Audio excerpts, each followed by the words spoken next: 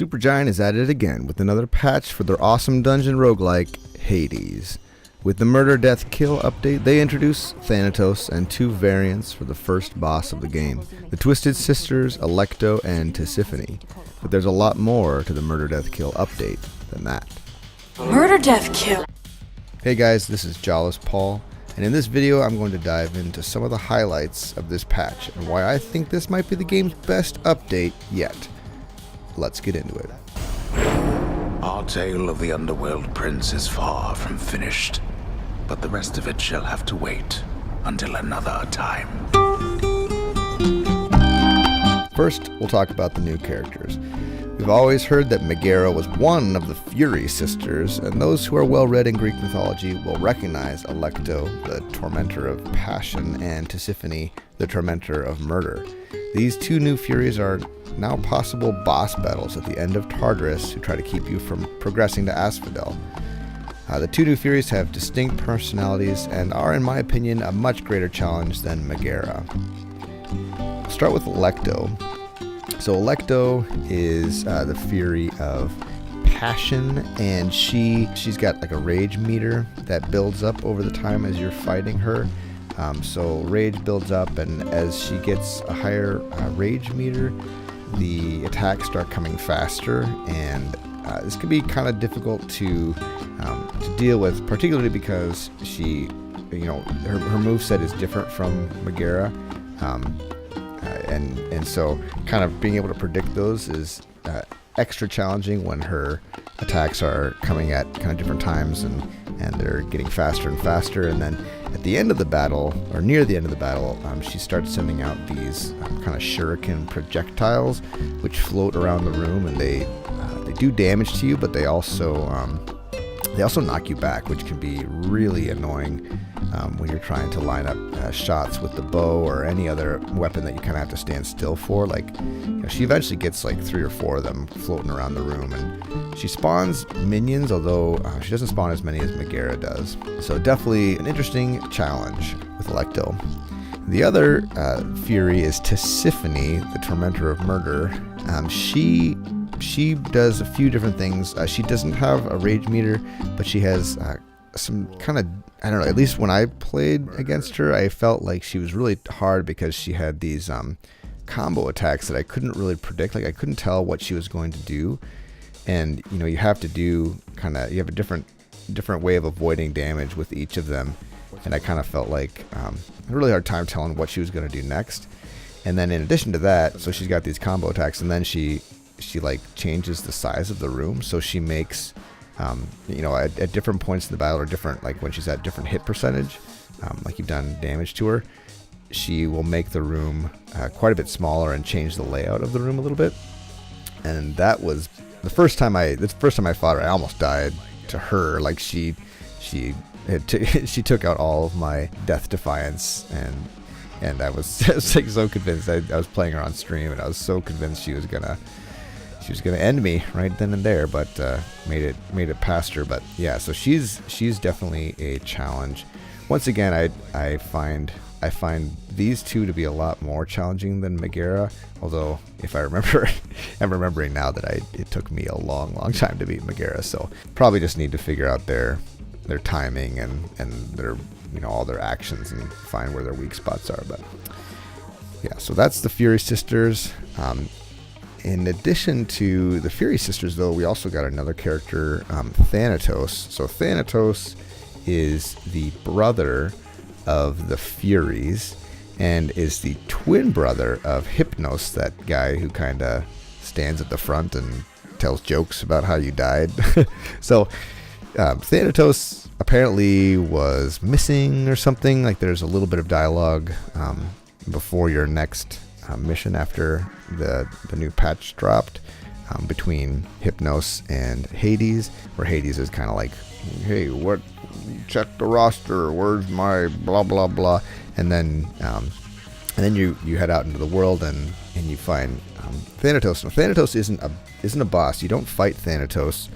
He has some kind of surly dialogue that you talk to him, and he clearly is kind of like for lack of a better word, he's kind of like just salty that you left and didn't say goodbye. And then he's also like, I don't know, he kind of acts like a little teenager or something. I don't know. He's a little bit weird, like kind of emo in the worst way. Anyway, Thanatos has his own keepsake, so he will appear in the House of Hades eventually, and you will be able to give him a ambrosia. And once you give him an ambrosia, he gives you the pierced butterfly keepsake, which is pretty cool. The idea behind that one is if you wear it, it gives you a percentage damage increase for each room you clear without taking damage, which, for some people, maybe they're really good at avoiding damage. For me, I would probably get, I don't know, the first few rooms, maybe I'd be able to get through without taking any damage. And so I'd get, at least at the first, without being upgraded, it's like 1% per room cleared. So 1% increased damage, which isn't nothing, that's significant.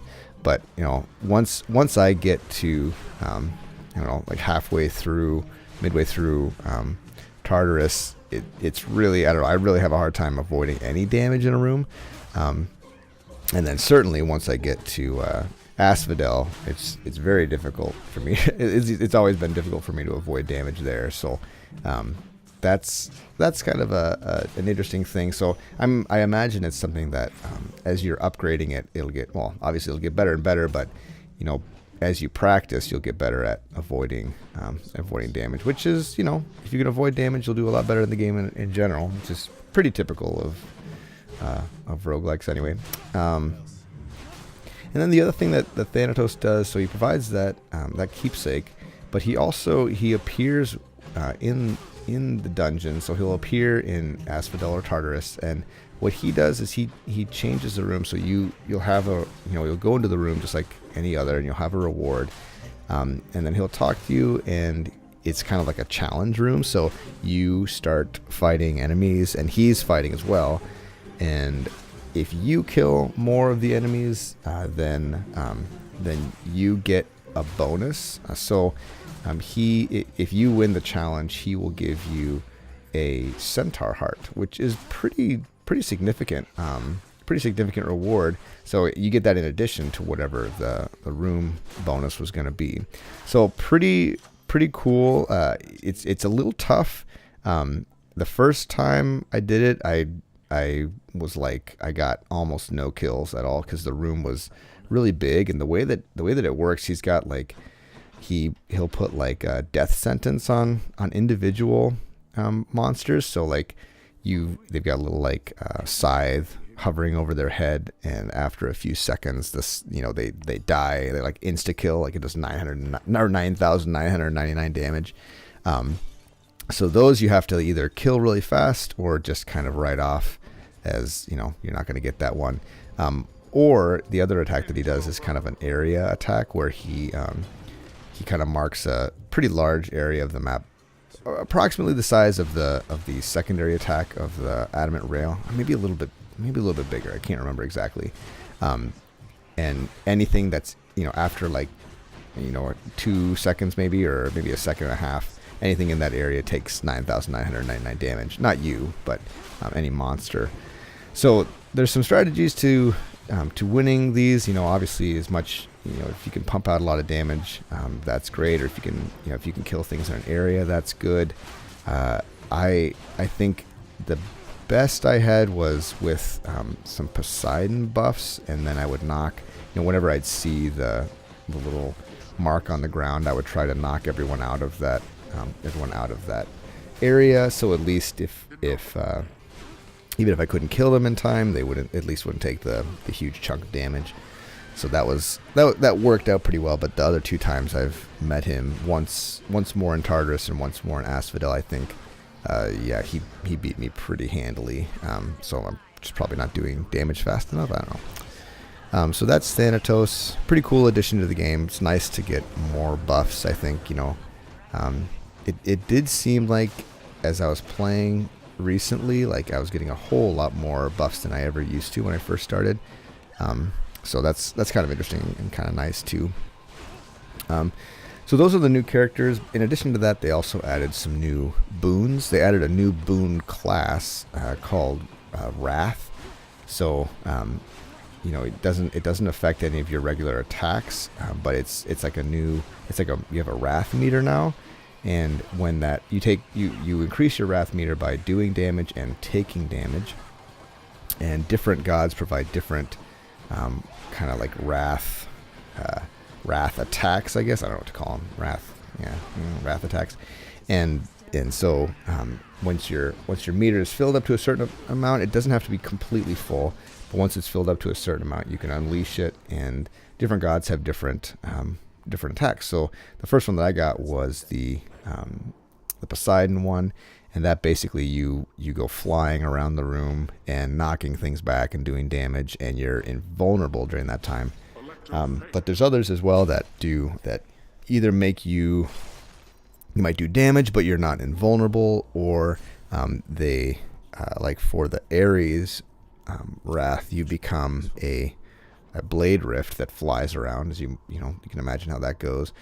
Or like as Artemis, you send out a whole bunch of arrows that the farther away you are, the more damage they do, and they do quite a bit of damage, especially once it's upgraded. I don't know what the percentage is or how that's calculated, but it's quite a bit of damage if they're like across the room. I don't know why, but I was playing against I was using it against the Hydra, and it didn't work very well for some reason, and they wouldn't track with the spawned Hydra heads. Anyway, but that's kind of a cool thing. I like the Wrath boons a lot.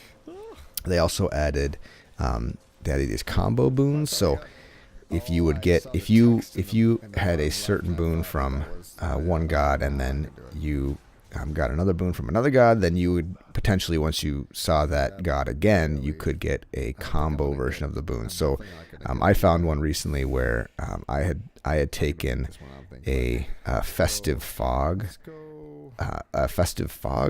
boon from Dionysus, and then I had found a lightning boon from Zeus, and then another time I found I talked to Zeus again, and he offered me this combo where every time I use Festive Fog, or every time I have Festive Fog on the map, it has a chance of striking enemies with lightning. So it kind of adds a little bit of damage to the Festive Fog effect. And so that's kind of cool. It wasn't a ton of damage. I didn't get a chance to upgrade it, and I also don't think it was... I think it was like a rare. I didn't get to see the epic quality version of it, how much damage it did. I think it was like 20 damage, and it didn't hit very often. Like the lightning wasn't like, it didn't go crazy, but there's a bunch of other combo boons that you can find, and it seems like you could. They seem to be pretty strong, so it's probably worth, trying to get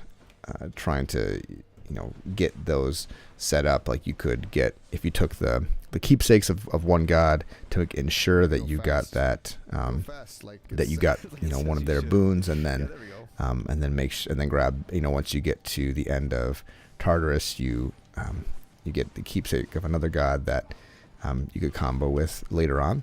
I imagine that it's not too difficult to get that going, so that's kind of cool. Combo boons are definitely really cool. In addition to that, they added a couple more kind of generic enemies, the Bloodless Burn Flinger and the Bloodless Wave Maker. The Burn Flinger, I saw those a lot. I think they basically they shoot. They're kind of like those guys in Asphodel that shoot exploding things at you, but they shoot it like a rocket launcher more so than like kind of lobbing it at you like you used to, like we're used to. And then the Bloodless Wave Maker, Burn Flingers are super annoying, by the way. I had a really hard time avoiding those because they go really fast. Bloodless Wave Makers basically send a wave. That was obvious, but they send a wave after you, and the wave goes pretty fast, and it's pretty wide. Like it's hard to avoid. Obviously, you have to dash away. It doesn't go super fast, but it's kind of like a wide attack that comes across the screen. So, and I noticed those the wave makers actually replaced like when you're partway through Tartarus, you run into that double boss, the two kind of bomb flingers. That can be replaced by Bloodless wave makers, which I found to be a little bit more difficult. Probably mostly just because I'm used to the bomb guys as already, so it was a little bit more challenging for me. But those are kind of interesting as a little bit more challenge. Another thing that they did was they tweaked the weapons a little bit. I've played with all the weapons since the update hit, and I know that they changed the bow. I think they made the bow actually weaker. They changed the hitbox to make it weaker, and but they changed the sword. And oh man, the sword is so much better than it used to be. I remember, I think the sword was my weakest weapon, and now it's maybe one of the strongest. Like they upped the damage for the general attack, the first couple hits of the attack. And then they also made, and this is the big one, they made the special a lot faster, right? Like they made you would hit the special, and rather than being stuck kind of floating for a while after that, you would recover a lot faster. Like I think they halved the time, or maybe even less. But yeah, that was always my beef with the sword, was that I liked using the special because it was a lot of damage, but you would be stuck there, and anytime you're stuck, it can't move, that's bad news in a game like this. So that is huge. I think the sword is maybe my favorite weapon right now, and that's probably just because it's new and shiny, but or different or whatever. But yeah, they much needed improvement. I like it a lot. They also changed the Adamant Rail pretty significantly. So Adamant Rail, you used to have to click really fast to get to fire quickly. You couldn't hold, if you held down, it wasn't a very fast attack at all. Now if you hold down, it's as fast as you can click. So that's kind of like a quality of life thing. You don't have to madly click all the time, which can get tiresome. But then also you run. You can reload while running, so that's really nice. You still do the thing where if you keep firing, or if you keep holding down the trigger, you will just stand in place and fire blanks.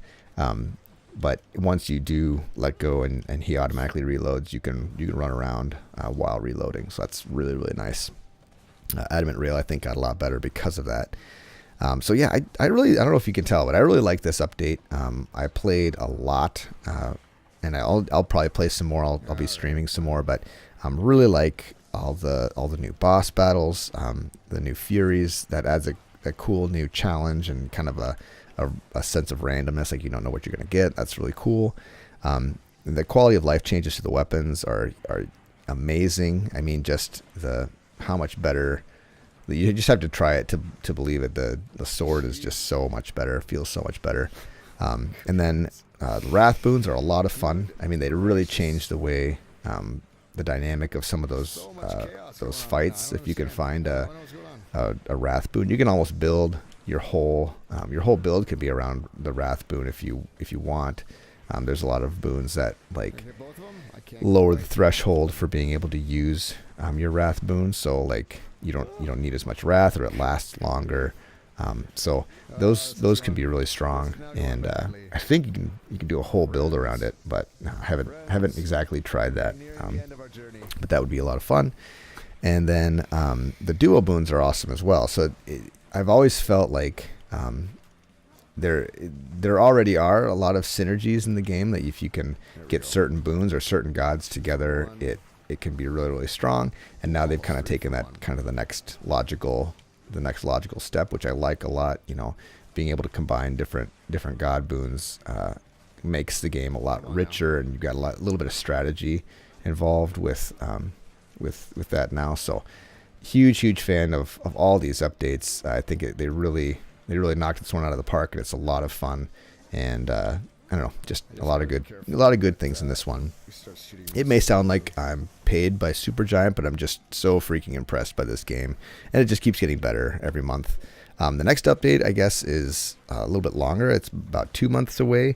But I think on their Twitter they said it was going to be the biggest one yet. So I'm hoping for a new act, a new final boss, and maybe a new weapon. That'd be sweet.